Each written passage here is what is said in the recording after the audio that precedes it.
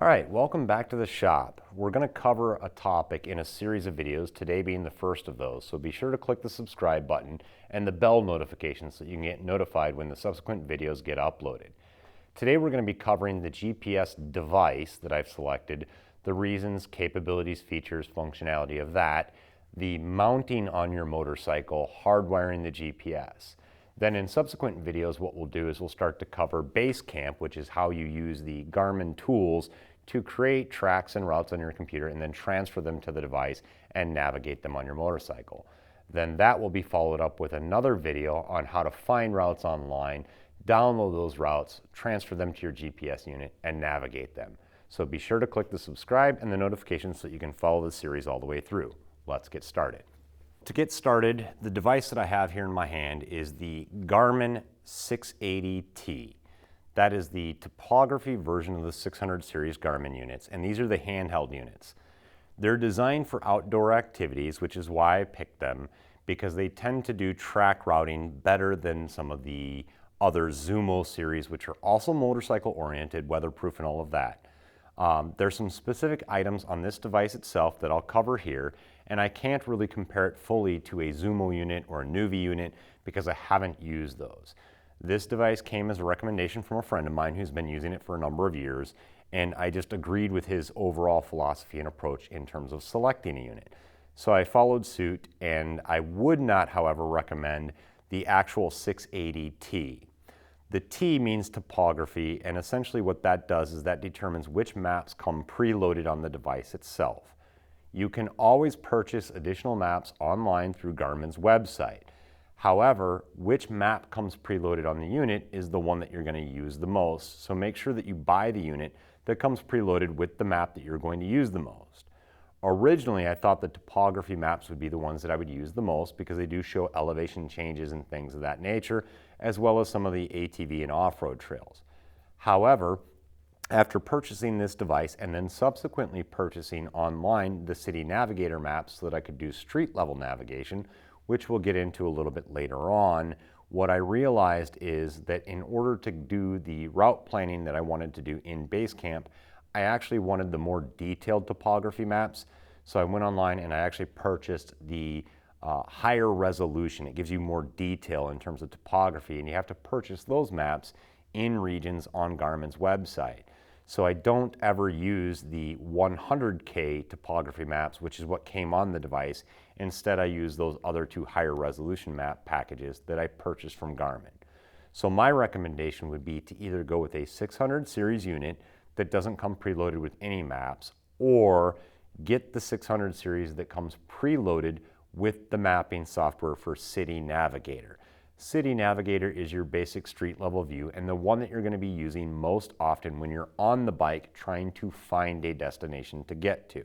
So my recommendation there would be to start with the City Navigator, then only add the topography maps if you truly are doing enough route planning that those topography lines actually help you to plan your route better, which you may not even need to plan routes, because I'll get into that in a subsequent video, how to find them online where individuals have already spent a significant amount of time putting together some really great routes, and they share those with the community, so you can simply download the existing routes and transfer them to your unit and follow those.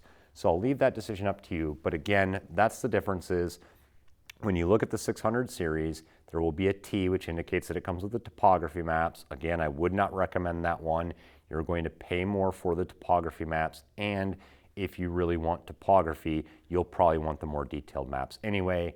Instead, either go with one that doesn't come with any maps, or if there's a version available that offers the city maps, buy one of those two. And if you need to, you can always buy additional maps online, which we'll cover in one of the subsequent videos. So for now, let's move into how this unit attaches to the bike, the cradle that I recommend, and then also wiring it up to your motorcycle. One of the things that I really like about the handheld 600 series from Garmin is because they are made for outdoor activities, they're designed to be operated without any external power, which means the device comes with a sealed battery, and that's a rechargeable battery that you can just plug into your computer via USB port, and you can recharge the internal battery. But the secondary advantage to that is that it is also designed to use AA batteries. So if you're ever out on a trip and this battery dies or you don't have the unit hardwired, which I do recommend and we'll get to in just a minute here, you can stop at a gas station or anywhere that carries regular AA batteries, put them into the unit, and essentially continue on your way. So that's one of the main reasons why I highly recommend this series of GPSs, is because you have the option to hardwire it to your motorcycle. You have the option to use the rechargeable battery in case for any reason the fuse gets popped. Plus you have the third option, which is to carry AA batteries with you and put those in as a backup and make sure that they do in fact make contact and keep you going if that internal battery were to lose charge. So I would again highly recommend this unit for those reasons alone. So although the Garmin unit does offer those multiple power options that I just mentioned, I do still recommend mounting it to your motorcycle in a permanent position and hardwiring it. I typically recommend that you hardwire it to the ignition so that when you turn the ignition on, it provides power to the GPS, but when you turn the key off, it stops powering it. It'll keep it from killing your battery, and when you turn it off, the GPS has the internal battery, so it'll prompt you to say, do you want to stay on or do you want to power it off? So if you still need to look at the map with the ignition turned off, you can run it off of battery power there. If the fuse were to pop, then you could still continue to use those other power options that I just mentioned. How I prefer to do that is this device called a Garmin amps mount.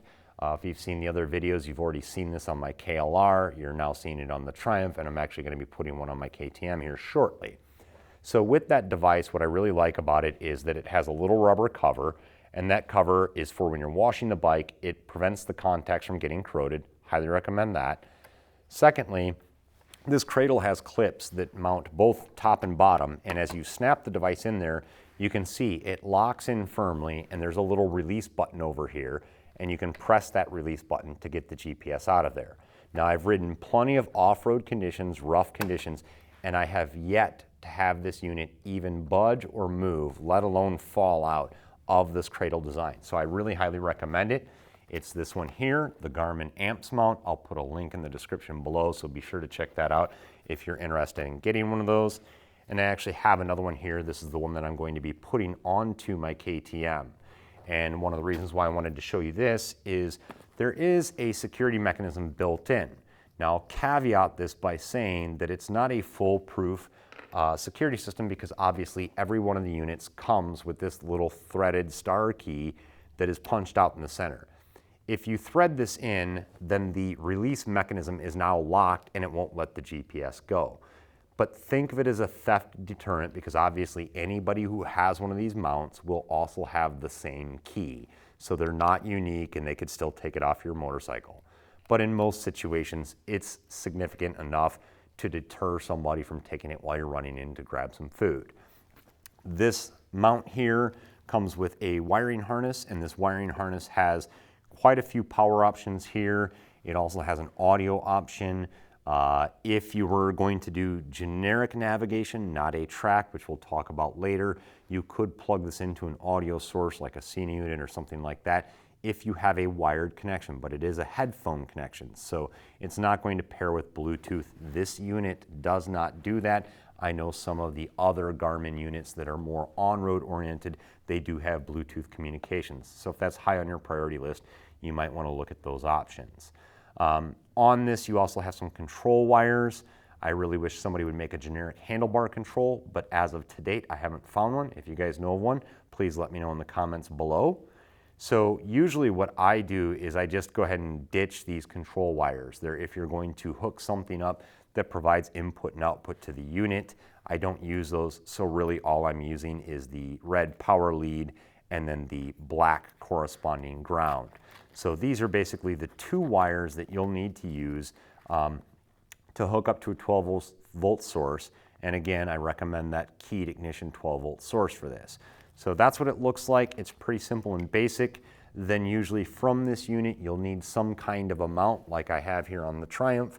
This one happens to use a ram mount style to connect it to the back. Each bike is a little bit different. On my KLR, I was able to just bolt this right to the KLR dash.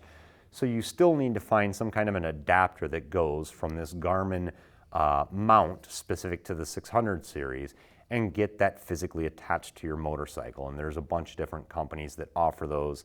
Again, on the KLR, I use the KLR Dash. On this one here, it was one offered for the Triumph Tiger, and then SW Motec is the company that made the one that I chose to go with on the KTM. So those are bike specific, and they're usually set up to where this bolt pattern will attach directly to whatever that device is, and then that will attach it to your motorcycle. Again, you run these two leads, power, ground, and then you're connected off of a keyed ignition.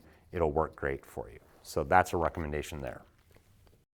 The last topic that we'll cover in this video, and I'll go into additional details to all of the specific features on the 600 series Garmin in the next video, so be sure to stay tuned for that.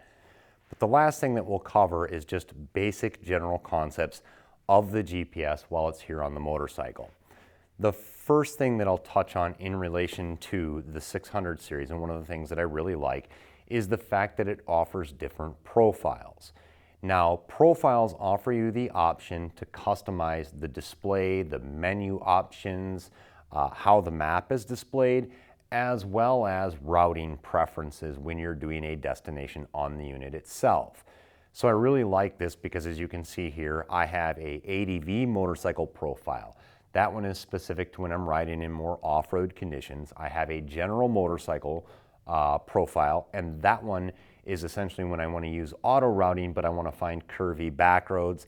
And then I have an automotive profile that I use when I'm purely on the street and trying to get from point A to point B while routing on the unit itself.